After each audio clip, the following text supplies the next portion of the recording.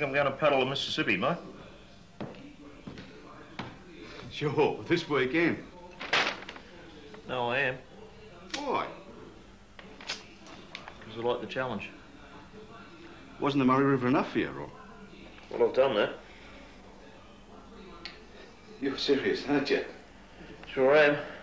In Adelaide, South Australia, live Ron Barth and Alf Honeysett. How far is it? Only 4,000 kilometres. I've got another stubby.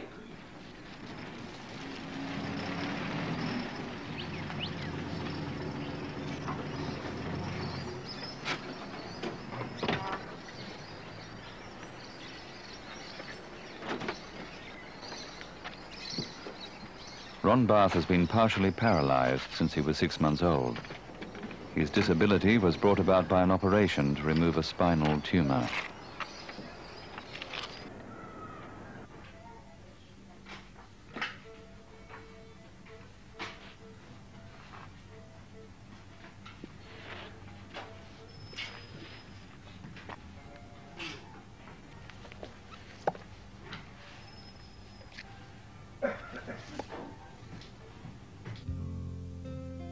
In 1981, Ron paddled Australia's Murray River in a solo touring kayak.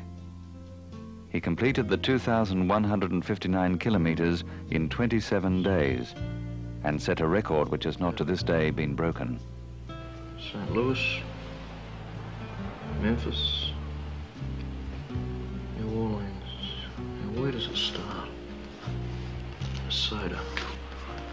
Lake Itaska. There it is. Lake Itaska.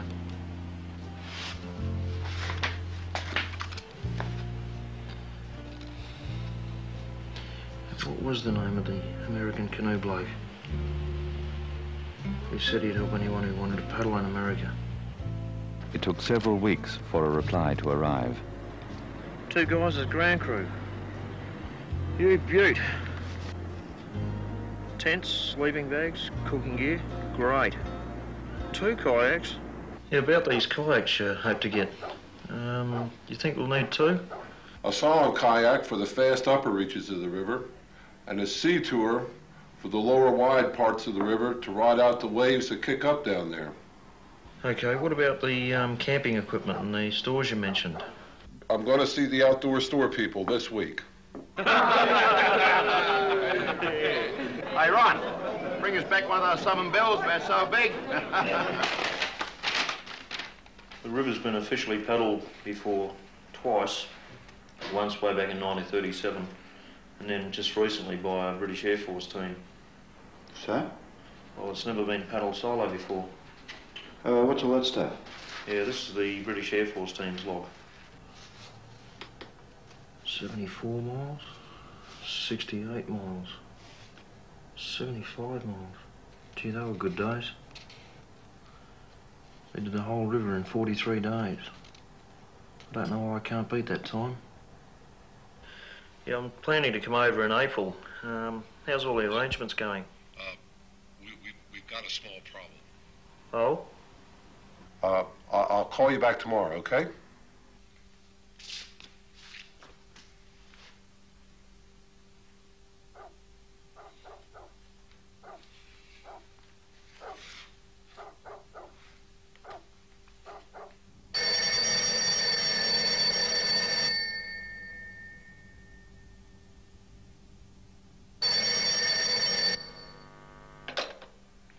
That's the end of that.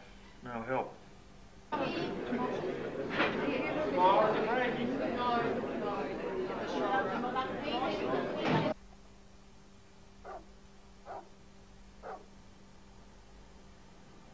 Well, I still want to do it, Alf. Hello, Ron Bath? Speaking. Yes. Well, this is George Sorensen in Minneapolis. George Sorensen, Minneapolis, Minnesota. Well, I got your name from the American Canoe Association here, and I understand you're going to kayak the entire Mississippi River. You're going to attempt that? Well, tell me, what's it all about? You beauty, we're not dead yet.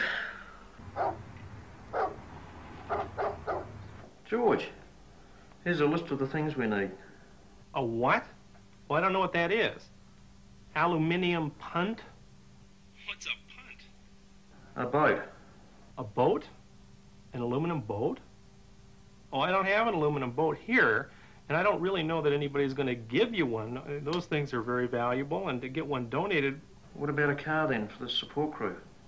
No, I couldn't get you a car either. That would just be impossible. But I was promised all these things. Well, I'm sorry that you were promised that, but it wasn't by us. Look, I'll help you out, Ron. Sure. Well, come on out. We'll do the best we can do. That's all I can say. It looks like I'm on my own.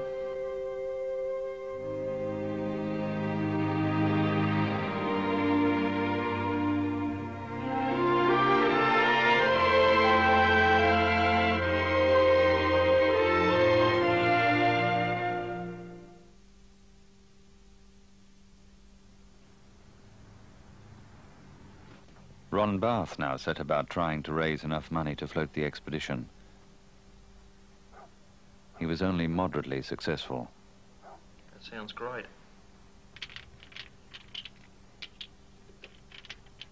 He called his brother Kevin, living in their hometown, Broken Hill, The Mississippi River? and Carolyn Nimmo, United States? a doctor's secretary from Melbourne. You're kidding, you're mad. These two will What are be you his leaving? support crew. And so the stage was set. 3 people with almost no knowledge of the Mississippi and with hardly enough money to get there were about to take on an awesome challenge. The mighty Old Man River.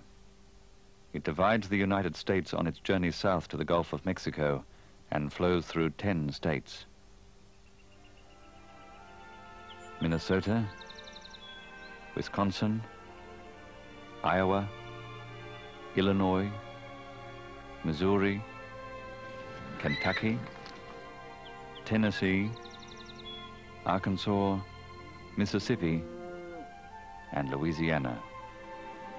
It is one of the world's most formidable waterways.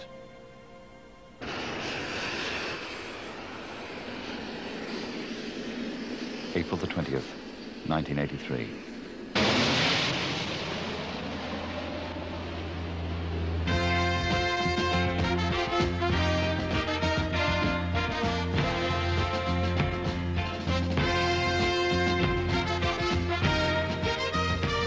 What about this one, Ron?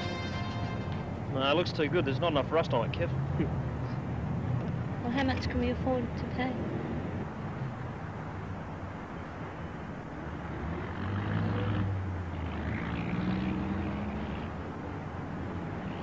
Well, what about over here, this old beat-up thing?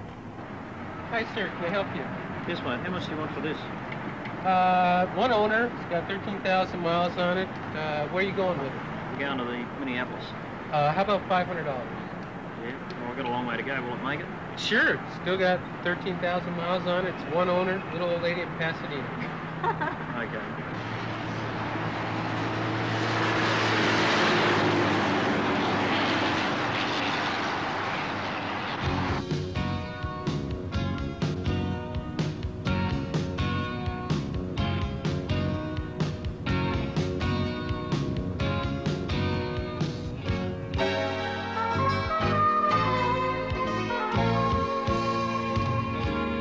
Gee, it'd be nice if we had the money.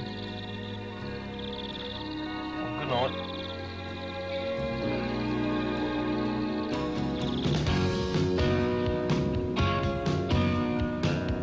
KFAB in Omaha with the news more people depend on.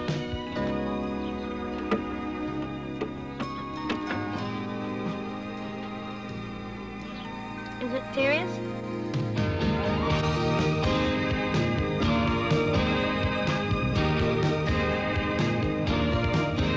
Good afternoon, everybody. It's a Friday, 29th day of April. Can you believe it? Sunday's May Day already? Mr. Ron Bath. How are you, George? Pleased to meet you. This is Carolyn, Carolyn, pleased to meet you, too. and this is my brother Kevin. Well, Kevin, how are G'day, you? George. Well, tell me, how did you make it all the way here from Los Angeles in that beater? Oh, it's really nice to be in your house, George, after being on the road for 4 days. These are the maps I was telling you about. These are from the Department of Natural Resources in Minnesota. And they cover the top part of the river. Here's Lake Itasca. Yeah, right. And these are from the Army Corps of Engineers, and these are done by the federal government. And they cover the river in sections all the way from just above Minneapolis all the way down to New Orleans. Yeah. I noticed they're very good because all the way down they've got the mile markers which we need to determine our speed. You keep track of your time that way? So tight were the Australian expedition's finances that George Sorensen paid for a support boat. In the summer of 1978, the Royal Air Force team paddled the river in 43 days. There were 6 canoeists in 3 craft. Ron is alone. There were 2 people in a support boat. Kevin is alone. There were 2 ground crew in 2 vehicles. Carolyn is alone. 10 people, highly organized and equipped with spare canoes, parts, paddles and stores. The Australian trio, by comparison, is well outclassed. Mayday, northern Minnesota, 80 miles south of the Canadian border. From this tiny lake flows the Mississippi River. Lake Itaska is usually frozen at this time, but the recent winter was the warmest in living memory.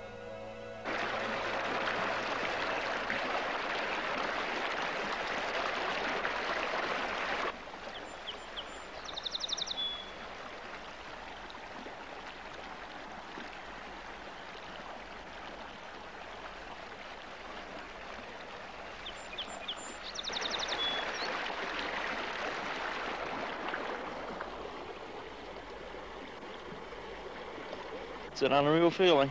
Good. Yep. Got a journey out of us. Shoot them rapids. Yeah. This first stretch generally was pretty fast, but with this lack of water, we didn't have any snow this winter. It's going to be pretty clogged. If we had more water, it'd be more fun. I can't describe the feeling I have. It's unreal. I never thought of the moment I'd actually be standing here. I just as soon go down the Mississippi and talk to everybody along the way. Yeah. Stop and talk to everyone. I'd like to take 6 years to do it. Kent Swanstrom lives nearby. He has paddled the headwaters before and has offered to accompany Ron for the first day. A day of shallow, slow river, which will be strenuous and frustrating for the paddlers. Day 1 will see little progress.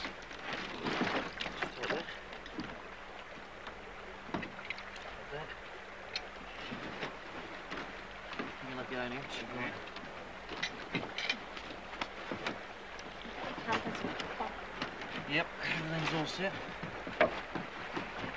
What, you tubing up to mouth yet or not? No, that's irrelevant today. Right.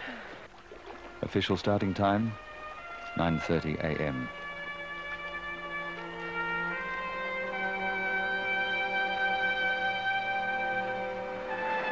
Oh, the water's cold!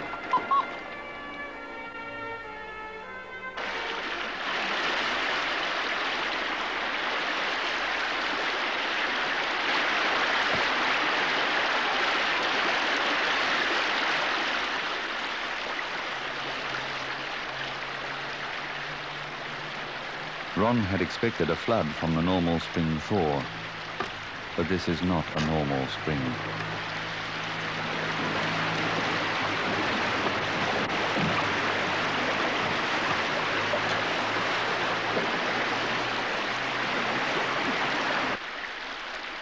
At the end of the day, the Australian expedition had progressed only 25 miles.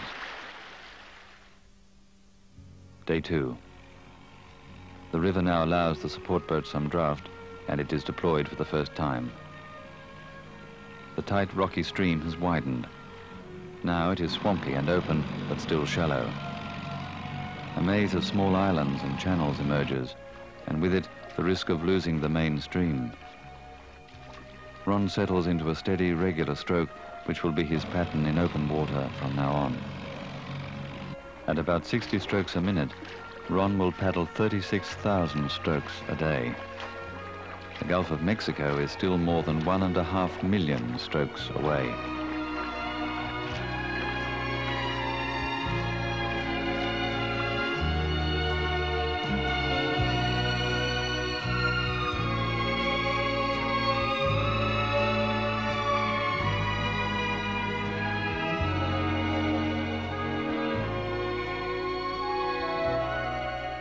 With the swamp grass behind, the river constricts again.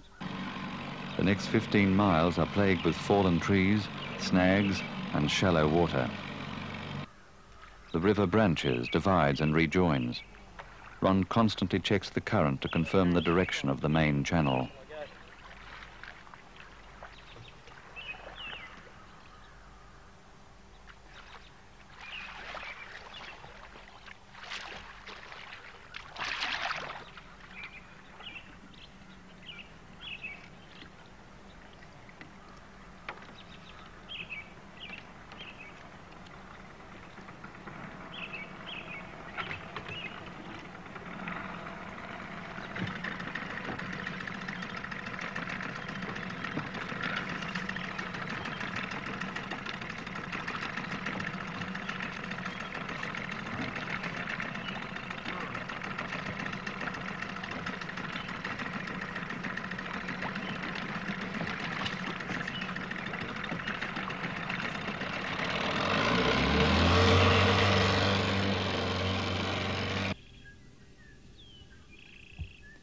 The river is completely blocked at this point, so the first portage takes place.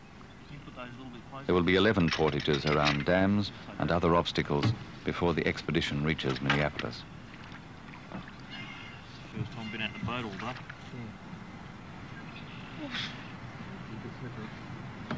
Plenty I'll say.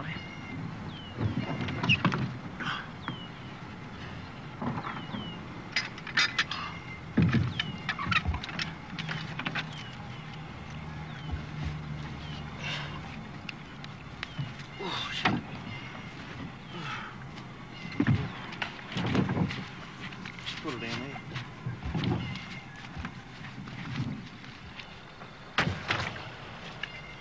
Off again.